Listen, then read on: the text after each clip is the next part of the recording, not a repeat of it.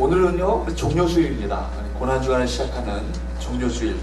그리고 주님께서 인류의 죄를 대속하시기 위해서 예루살렘에 입성하셨던 바로 그 귀한 날이죠. 오늘 시작해서 한 주간 동안 고난주간이 되고요. 오늘 이번 주 금요일이 바로 주님께서 십자가에 달려 돌아가신 바로 날입니다. 그리고 다음 주일이 바로 부활절이 되는 것이죠. 그렇기 때문에 차로 한 40분 이상 오시는 분들은 좀 제외하시고, 그분들도 오시면 좋겠지만 그 안에 계신 분들은 우리 새벽에, 이번 주 새벽에 꼭 다 나오셔서 새벽을 또 깨우시면서 한 주간을 하나님의 말씀 가운데, 기도 가운데 시작하는 한 주가 됐으면 좋겠고요. 금요일 날은 함께 우리 성도들 함께 다 모이셔서 주님 앞에 찬양하고 또 경배하며 말씀 가운데 주의 십자가의 은혜를 다시 묵상하는 가운데 하나님의 큰 은혜를 덧입는 복된 시간 될 수 있기를 주님으로 축복합니다. 오늘 본문 말씀은 예수께서 인류 구원을 위해서 십자가에 지시기 위해서 예루살렘으로 입성하셨던 한 사건을 우리에게 보여주고 있습니다. 예루살렘 그 감람산 기슭에 있는 벳박의 마을에까지 오게 됐을 때 제자들을, 바로 제자 둘을 맞은편 마을로 보내시는 거예요. 그리고 제자들을 보내시면서 이렇게 말씀하십니다. 건너편 마을에 가면 큰 나귀와 작은 나귀 새끼가 하나 있을 것이다. 거기 그 나귀가 묶여 있을 텐데 그 나귀 새끼를 풀어가지고 가라. 그리고 이어서 이렇게 말씀하십니다. 만일 누가 왜 나귀를 끌고 갔느냐 묻거든 주가 쓰시겠다 하라. 그래서 바로 그 나귀는요, 예루살렘으로 입성하시는 예수님을 태우는 그 영광스러운 차례로 쓰임을 받게 됩니다. 오늘 나귀를 타고 예루살렘에 입성하셨던 예수님의 이 모습을 살펴보면서 정말 예수님께 이렇게 영광스럽게 쓰임받았던 나귀처럼 저와 여러분들이 하나님 앞에 귀하게 영광스럽게 쓰임받는 저와 여러분 되시기를 주님으로 축복합니다. 우리가 주님 앞에 귀하게 쓰임받기 위해서 세 가지를 여러분에게 말씀하고자 합니다. 첫 번째, 한번 따라해볼까요? 하나님의 놀라운 계획이 있음을 믿으라. 여러분, 우리가 주님 앞에 쓰임받기 위해서는요, 주님 앞에 정말 영광스럽게 귀하게 존귀하게 쓰임받기 위해서는 우리가 무엇을 믿고 신뢰하셔야 되는 거예요? 나를 통해서 하나님의 놀라운 계획을 품고 계시다. 이 사실을 아셔야 되는 거예요. 먼저 우리가 주님 앞에 쓰임받는 인생이 되기 위해서는 우리 모두가 하나님의 이 놀라운 계획 안에 있는 자임을 여러분 아셔야 되는 거예요. 오늘 나귀가 쓰임받은 것도 우연이 아니었습니다.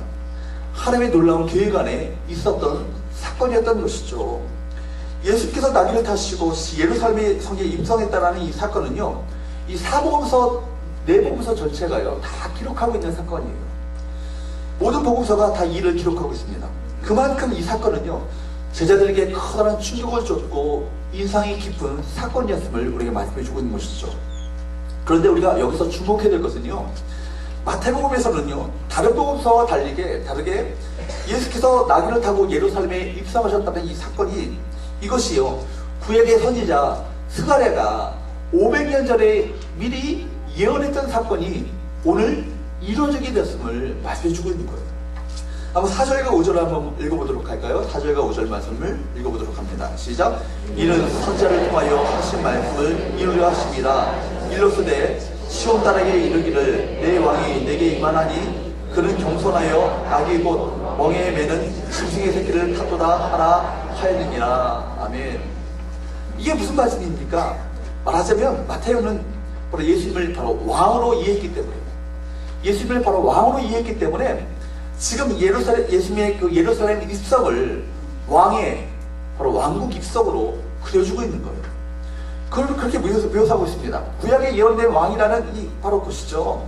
지금 나귀 한 마리가 만왕의 왕 되시는 예수님을 모시는데 그렇게 쓰임받았다는 것이 바로 마태의 통찰이었던 것입니다. 그것도 그 나귀 새끼가 이날 왕이신 예수께서 예루살렘으로 입성하실 때, 영광스럽게 이렇게 입성하실 때 이렇게 영광스럽게 쓰임받게 될 것을 이미 오래전에 누구를 통해서, 스가랴 선지자를 통해서 500년 전에 이미 예언이 됐다는 겁니다.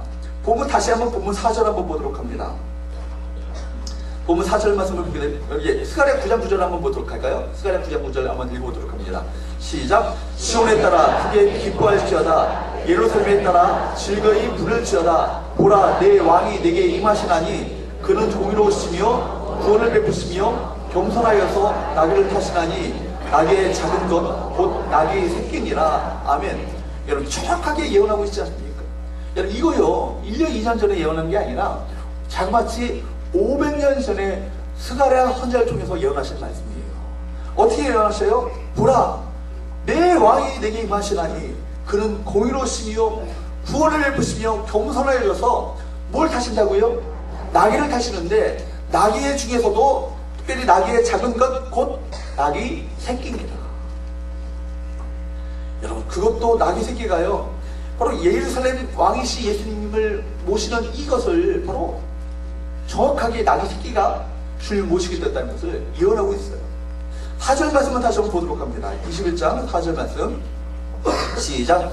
이는 선지자로 하신 말씀을 이루려 하심이라. 누구 선지자예요? 스가랴 선지자. 스가랴 선지자가 500년 전에 하셨던 말씀이 정확하게 누구를 통해서 이루어지는 거예요? 예수님을 통해서 이루어지고 있는 거예요. 하나 여러분, 하나님께서 나귀 새끼 한 마리를 향하여서 이토록 이 섬세한 계획을 갖고 이렇게 계획을 가지고 계셨다면 저와 인생을 향한 하나님의 계획은 어떤 계획을 품고 계실까요? 여러분 그 하나님의 계획을 생각하게 할 때 마음이 설레지 않겠습니까? 그렇습니다. 하나님은요 지금도 살아계시고 이 땅의 모든 일들은요 하나님의 선하신 하나님의 그 놀라우신 계획과 섭리 안에 있는 것을 믿으시기를 축복합니다. 누가 뭐라고 해도요 저와 여러분의 삶은요 바로 이 하나님의 계획 안에 있는 거예요. 저와 여러분의 삶은요 우연이 아니라 하나님의 뜻 안에 있는 것입니다. 우리가 어쩌다가 성교회에 오다가다가 출석한 것 아니고요. 어쩌다 보니까 그냥 교회에 이렇게 다니다 보니까 집사님이 되고 권사님이 되고 장로님이 된 것 아니에요. 어쩌다가 내가 서울에 태어났고 어쩌다가 보니까 저 인간을 만나가지고 이렇게 고생을 하고 있고 이런 게 아니라고요. 저와 여러분의 삶은요 하나님의 계획, 하나님의 놀라운 섭리 가운데 있는 인생인 줄로 믿습니다. 여러분 이 사실이 믿어지십니까? 아멘. 그렇기 때문에 우리가 예수님을 주로 그리스도로 믿고 고백하고 그런 말미암아 하나님의 자녀가 되었다는 것은요 너무나도 놀라우신 하나님의 은혜 가운데 있는 거예요. 은혜인 거예요. 하나님의 뜻과 계획 안에서 저와 여러분들이 이미 만세전부터 하나님의 선택함을 받게 되었고 하나님의 자녀가 되었고 그런 말미암아 예수님을 믿고 구원함을 받게 된 겁니다. 성경이 말하는 말은 분명합니다. 우리 한 사람 한 사람이 구원받은 것 이것은 창세 전부터 창세 이전부터 이 세상이 창조되기 이전부터 하나님께서 이미 우리를 계획하신 것이다. 어떤 계획입니까? 하나님께서 저와 여러분들을 바로 우리가 구원하시기 위해서 어떤 계획을 하나님께서 어떤 계획을 세우셨어요? 예수님의 십자가 사건이에요. 바로 십자가 사건입니다. 여러분 보십시오. 한 물건의 가치를 알기 위해서는요 그것을 위해서 얼마의 값어치를 치렀는가 거기에 따라서 그 물건의 값어치를 가늠할 수 있습니다. 여러분 이 마이크가 있다고 생각해 보십시오. 이 마이크를 이렇게 마이크를 사기 위해서 100만 원을 여러분 값어치를 치렀다고 생각해 보십시오. 그렇다면 이것은요 얼마 정도의 값어치가 있는 거예요? 100만 원의 값어치가 있는 거예요. 믿으십니까? 여러분 그렇다면 하나님은 저와 여러분을 살리시기 위해서 무엇을 값을 치르시고 무엇을 희생하셨습니까? 예수님을 십자가에 못 박으셨어요. 당신의 가장 소중한 아들이셨던 예수님의 그 값을 치르시고 저와 여러분을 사신 거예요. 이것이 구속 속량이란 말입니다. 그 뜻이에요. 예수의 값을 치르시고 우리를 구원해 내셨다, 자유케 하셨다, 해방시키셨다. 이것이 속량, 구속이란 말입니다. 여러분 우리는 예수님은 우연히 어쩌다가 이 땅에 오셔서 억울하게 십자가에 달려 들어가신 것이 아니에요. 여러분 하나님께서 당신의 아들 예수님을 십자가에 대신 죽게 하신 거 그냥 우연의 사건이 아니라는 얘기입니다. 하나님은 당신의 아들을 죽음에 내어주시고 저와 여러분을 한 사람 당신을 위해서 당신을 사시기 위해서 그 십자가에 그 아들을 내어주신 것입니다. 예수님과 맞바꾼 인생인 거예요. 그렇기 때문에 우리는요 그 예수님의 값어치를 지닌 참으로 존귀하고 소중한 존재인 것을 기억하시기 바랍니다. 그런 값어치 있는 저와 여러분을 하나님께서 그렇게 아무렇게나 살다가 죽도록 내버려 두시지 않으신다는 것입니다. 시시하게 아무런 의미 없이 살도록 우리를 만드시지 않으셨다는 것입니다. 시시한 일, 의미 없는 일, 그냥 돈이나 벌다가 무덤으로 가는 인생으로 창조하지 않으셨다는 것입니다. 저와 여러분은 무엇 안에? 하나님의 계획 안에 있는 존재임을 믿으시길 축복합니다. 저와 여러분이 바로 예수님과 그 예수의 그 목숨과 맞바꿀 정도로 그렇게 저와 여러분을 존귀하게 여기셨고 값어치 있게 여기셨다면 여러분의 인생 또한 이 값어치 있게 이 땅 가운데 하나님의 계획 안에서 쓰임받기를 원하시는 것이 우리 아버지 하나님의 마음입니다. 여러분, 똑같은 낙이지만 여러분 오늘 보십시오. 낙이라는 동물은요, 수레를 끄는데 사용되기도 합니다. 짐을 실어 나르는데 사용되기도 해요. 근데 오늘 본문에 나오는 낙이 새끼는요, 똑같은 낙이지만 예수님을 위해서 쓰임을 받았다는 거예요. 똑같은 낙이라 할지라도 어디에 쓰임받느냐에 따라서 이 낙의 존재 가치가 달라지게 되는 거예요. 저와 여러분들이 하나님을 위해서, 하나님의 나라를 위해서, 좀 하나님의 영광을 위해서 아름답게 황홀하게 쓰임받는 거룩한 존재들이 될 수 있기를 주로 축복합니다. 여러분, 누가 뭐라고 해도요, 우리 삶은요, 하나님이 쓰실 때에만 가치가 있는 거예요. 누가 뭐라고 해도 우리 인생들은요, 하나님께서 쓰실 때에만 우리 인생의 그 가치가 참으로 행복을 느끼게 되는 것입니다. 우리 인생들은요, 하나님 앞에 쓰임받을 때에만 진정으로 서로 소중하고 보람을 있으며 서로 형통한 삶을 살 수 있는 것입니다. 디모데후서 2장 20절 이하에 보게 되면 심지어 이 땅에 몇 번 쓰임을 받다가 끼어지는 그릇 하나라도 거기에 쓰임의 목적이 분명히 있다라고 이야기하고 있습니다. 큰 집에는, 큰 집이라는 것은 하나님의 집을 말합니다. 큰 그릇, 작은 그릇, 금그릇, 은그릇, 나무그릇, 질그릇이 있는데 그 그릇은 뭐를 의미하죠? 우리 인생들을 말하죠. 금그릇, 은그릇이라고 쓰임받는 것이 아니에요. 어떻게 쓰임받는다고요? 깨끗해야 쓰임을 받는다고 얘기합니다. 그러니까 여러분, 우리 존재가요, 금그릇이고 내가 다이아몬드로 만든 그릇이고 이게 아니라고 자랑할 필요 없다는 얘기입니다. 내가 비록 나무그릇이라 할지라도 질그릇이라 할지라도 내가 깨끗하게 정결하게 주님 앞에서 준비된 인생이라면 하나님께서 그 그릇을 사용하셔서 하나님의 놀라우신 영광을 위해서 귀하게 존귀하게 참으로 값어치 있게 사용하여 주실 줄로 믿습니다. 여러분, 그렇기 때문에 귀한 그릇은 무엇으로 만들었느냐가 중요한 게 아니에요. 이게 그릇이 어떤 그런 재료를 가지고 만들었느냐, 이것이 중요한 것이 아니라 어떤 용도로 그 그릇이 사용되느냐, 이것에 따라서 이 그릇의 값어치가 달라지지 않겠습니까? 여러분, 우리가 얼마나 가졌느냐, 내가 어떤 위치에 있느냐, 내가 얼마나 아느냐, 이것이 중요한 게 아니에요. 과연 나는 하나님 앞에서 어떻게 쓰임을 받고 있는가, 이것이 중요한 것입니다. 저는 정말 이 시대에 우리 성교의 성도들이 정말 주님께서 쓰시는 교회, 정말 주님께서 쓰시는 성도들이 될 수 있기를 주님으로 축복합니다. 주님을 등에 태우고 예루살렘에 들어갔던 그 다윗처럼 그렇게 주님께 쓰임받는 목사, 또 교회 성도들이 될 수 있기를 주님으로 축복합니다. 얼마나 그 나귀가 얼마나 귀해 있을까요? 얼마나 이 존귀함을 받는 그 영광스러운 자리로 쓰임을 받게 되었습니까? 우리 모두가 그런 존재가 될 수 있기를 축복합니다. 우리 서로 인사해볼까요? 주님께 쓰임 받읍시다. 두 번째로 우리가 주님 앞에 쓰임 받는 존귀한 우리의 존재가 되기 위해서는요, 두 번째로 한번 따라해볼까요? 예수 그리스도의 주권을 인정하라. 네, 무엇을 인정하셔야 돼요? 예수 그리스도의 주권, 바로 로드십을 인정하셔야 돼요. 여러분, 우리 하나님 앞에 쓰임받는 인생을 되기 위해서는 내 인생의 바로 주인이 내가 아니야, 나가 아니야. 내 인생은 나의 것. 여러분, 그런 노래 아시나요? 우리 7080 이상 세대는 아실지 모르겠어요. 옛날에 그런 노래가 있었어요. 내 인생은 나의 것이 아니에요. 누구의 거예요? 하나님의 것이고 주님의 것입니다. 오늘 본문에는 나귀가 묶여 있었던 동네가 정확히 어딘지는 알 수 없습니다. 그러나 단지 벳박의 맞은편 마을이라고. 벳박의 맞은편 마을이라는 것은요, 그럼 감람산 기슭에 마을이 두 개가 있어요. 벳박에가 있고 베다니가 있어요. 그렇다면 벳박의 맞은편 마을이라고 한다면 베다니일 가능성이 많다는 얘기예요. 그러니까 그렇기 때문에 마가복음과 누가복음서에는 감람산 벳박에와 베다니에 이르렀을 때라고 기록하고 있습니다.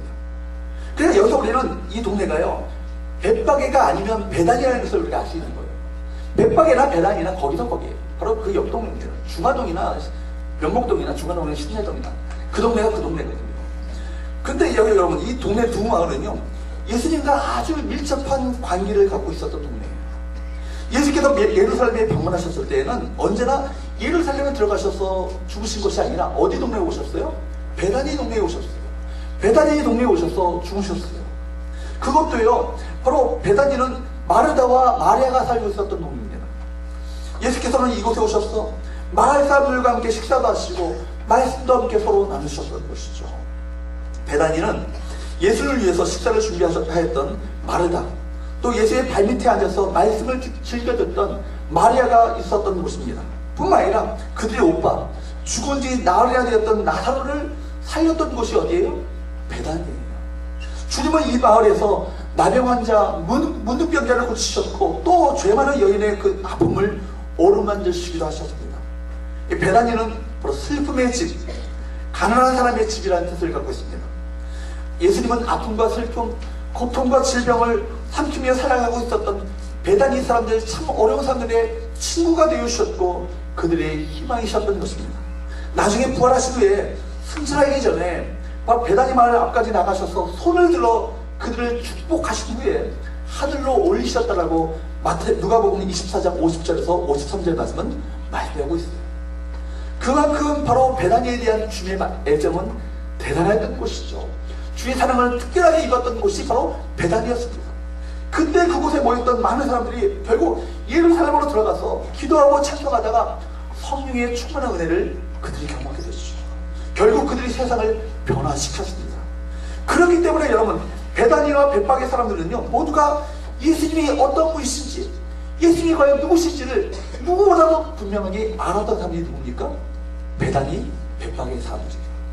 그들은 예수님의 기적, 베푸시는 기적도 보았고요, 예수님이 하나님의 아들이시며 그분이 얼마나 지금도 놀라운 기적들을 행하시는지, 얼마나 놀라운 일들을 하시는지를 알았습니다. 그런데 바로 그 주님이 나귀를, 그 주님께서, 바로 그 놀라운 주님께서 그 나귀를 사용하시겠다고 하시는 거예요. 아마 나귀 주인뿐만 아니라 그 베다니와 벳박에 있는 사람들이라면 누구든지 주님께서 원하시는 것이라면 누구든지 그 무엇이라도 아낌없이 바칠 준비가 되어 있었던 사람들이 바로 그 마을 사람들이에요. 왜냐하면 예수님의 특별한 사랑과 특별한 은혜를 입었던 사람들이기 때문에 그렇습니다. 실제로 마가복음 14장에 보게 되면 예수께서 베다니의 문둥병에 걸렸던 시몬의 집에 식사하실 때 한 여인은 옥합을 깨뜨려 예수의 머리에 부었습니다. 예수님께 자신이 갖고 있었던 모든 것을 다 깨뜨려 헌신하고 드렸던 것이죠. 그렇기 때문에 예수께서 십자가를 지시기 위해서 예루살렘으로 입성하실 때 끝까지 여러분 나귀 한 마리 바치지 못하겠습니까? 예수의 사랑과 예수의 특별한 은혜와 특별한 하나님의 그 호의를 그들이 경험했기 때문에 우리는 이런 관계성 속에서 나귀 주인 또한 주님의 사랑을 깊이 있게 경험했을 했던 사람이고 또 그렇기 때문에 그는 주님 여기 있습니다, 주님 마음대로 사용하십시오 라고 주 앞에 고백할 수 있었을 것이라고 추측해 볼 수 있습니다. 그런데 우리 본문에서 특별한 구절 하나를 발견할 수 있어요. 3절 말씀을 한번 읽어보도록 할까요? 3절 말씀은 시작. 만약 누가 무슨 말을 하거든 주가 쓰시겠다 하나 그리하면 즉시 보내리라 하시니, 여기에 보게 되면요, 누가 쓰시겠다고요? 주가 쓰시겠다. 누가 말씀하시는 거예요? 예수님이 말씀하시는 거예요. 성경에서요, 다른 사람들이 예수님을 향해서 주님이라고 고백한 고백들은 많이 있지만 주님께서 직접 자기 자신을 가리켜서 직접 주라고, 퀴리오스라고 표현한 곳은요, 이곳밖에 없습니다. 주님은 나귀를 사용하시면서 지금 뭐라고 말씀하셔요? 주가 쓰시겠다. 즉 말하자면 내가 주인이라는 것이죠. 여러분, 주님께서는 당신의 주인 되심, 로드십을 바로 드러내 보여주셨던 것입니다. 여러분, 예수님은 그리스도십니다. 구원자라는 말이죠. 그러나 그리스도만이 아니라 예수님은 바로 우리의 인생의 참된 주인이 되시고 주님이 되었습니다. 그렇기 때문에 정말 예수님을 구원자로, 진정한 구원자로, 그리고 삶의 주인으로 만난 사람이라면 그 사람은 나귀의 주인처럼 주님께 자신의 모든 것을 아낌없이 드릴 각오가 되어 있는 삶이라고 생각할 수 있습니다. 여러분, 그렇습니다. 참된 헌신, 참된 봉사, 참된 섬김, 참된 희생, 참된 그 모든 주님을 향한 모든 것들은 예수께 대한 진정한 사랑에서 기록되어지는 것입니다. 사랑이 없는 헌신, 사랑이 없는 봉사, 감사가 없는 섬김은요, 아무것도 아니에요. 사랑하는 여러분, 저는 저의 삶 가운데 삶을 돌이켜보건데 순간순간 하나님께서 얼마나 많은 하나님의 살아계심과 하나님의 은혜를, 어떤 하나님의 역사를 베풀어줬는지를 실감하고 있습니다. 정말 주님은, 예수님은 저의 주인이 되어주십니다. 예수님은, 그분은 저의 진정한 전부가 되어주십니다. 예수님 한 분이면 정말 충분합니다. 정말 여러분들에게도 묻겠습니다. 정말 예수님을 만나셨습니까? 예수님을 여러분 경험하셨습니까? 저 가슴 떨리는 경험, 온몸에 소름 돋는 것처럼 하나님의 인재와 성령의 임하심을 체험하셨습니까? 아마 그렇게 주님을 체험한 사람이라면 누구든지 주께서 쓰시겠다 하라, 그렇게 말씀하신다면 아낌없이 자신의 삶을 주 앞에 드릴 수 있게 될 줄로 믿습니다. 저는 우리 서원교회, 우리 모든 성도들이 한 분 한 분 빠짐없이 모든 분들이, 이 자리에 나오신 모든 분들이 정말 주님을 체험하기를 간절히 소원합니다. 그분과 눈을 마주치고 그분의 호흡을 느끼며 그분의 옷자락을 만지며 그분의 옷자락에 손을 대는 일이 우리 가운데 일할 수 있기를 바랍니다. 기도하고 응답받는 일, 예배를 통해서 하나님이 우리 가운데 임재하시는 하나님의 임재를 체험하게 되어지는, 뿐만 아니라 주의 이름으로 놀라운 기적들을 체험하는 놀라운 역사들이 우리 가운데, 우리 교회 가운데 많이 일어날 수 있기를 간절히 소원합니다. 그런 사람들이야말로 예수님을 주님이라고 고백하고 주님을 사랑할 수 있고 주님께 삶을 드릴 수 있기 때문입니다. 여러분, 주님을 더욱더 깊이 있게 사랑하게 되시고 그 친밀한 관계 속에 들어나갈 수 있기를 주님으로 축복합니다. 그런 사람들이야말로 내 인생의 모든 것이 바로 주님의 것임을 고백하며 기꺼이 정말 충성된 헌신을 주 앞에 드리게 될 줄로 믿습니다. 세 번째, 마지막으로 한번 따라해볼까요? 최선의 것을 최고의 주님께 풀어드리라. 여러분, 정말 세 번째, 우리 인생이 주님의 손에 가치 있게 쓰임받기 위해서는요, 우리에게 있어서 최선의 것을 바로 최고의 주님께 풀어드리는 이것이 정말 필요합니다. 첫 번째가 뭐였죠? 우리는 우리 안에 하나님의 놀라운 계획이 있음을 믿으셔야 됩니다. 우리 인생에 정말 주권이 누구께 있음을 믿으셔야 돼요? 예수 그리스도께 바로 주권이 있음을 믿으셔야 돼요. 세 번째, 바로 우리가 최고의 것을, 최선의 것을, 우리에 있어서 최선의 것을 최고의 주님, 가장 크신 주님께 아낌없이 풀어드리는 바로 이런 헌신과 우리가 이런 섬김을 우리가 있게 될 때 바로 이것이 바로 주의 그 귀하게 쓰임받는 복된 인생으로 삶을 살아가게 될 줄로 믿습니다. 예수께서 삶을 아무리 우리 인생 가운데 주인하시지 않달지라도 우리 인생을요, 주님께 자원하여 드리지 않는다면, 풀어드리지 않는다면 주님께서 쓰실 수 없는 것. 본문에 자세히 나와 있지 않지만 저는 이 나귀를 소유하고 있었던 이 주인의 믿음이 얼마나 귀한 것인가 생각해보게 됩니다. 내가 주인인데 누가 또 이 나귀의 주인이 있단 말인가 하면서 얼마든지 항의할 수 있는 상황 아니겠어요? 그런데 만약 그분이 메시아라면 그분이 바로 궁극적으로 이 나귀의 주인 되는 것이 맞다라고 그는 고백했던 것이죠. 그리고 결과적으로 자기가 드렸던 그 나귀가 메시아를 태우고 예루살렘에 입성하게 될 때 얼마나 그는 자기가 드렸던 이 드림의 보람, 헌신의 기쁨을 그가 만끽했을까요? 그러나 여러분, 불행하게도요, 이렇게 주님의 주권을, 예수님의 주권을 믿고 헌신하는 사람들은 그렇게 많지 않습니다. 그것이 오늘 많은 사람들이 쓰임을 받지 못하고 인생을 살아가고 있는 바로 이유가 되는 거예요. 오늘 본문을 다시 한번 보십시오. 주님께서 제자 둘을 보내시면서 나귀를 풀어 내게로 끌고 오라, 이게 말씀하셨어요. 2절 말씀을 다시 한번 보도록 합니다.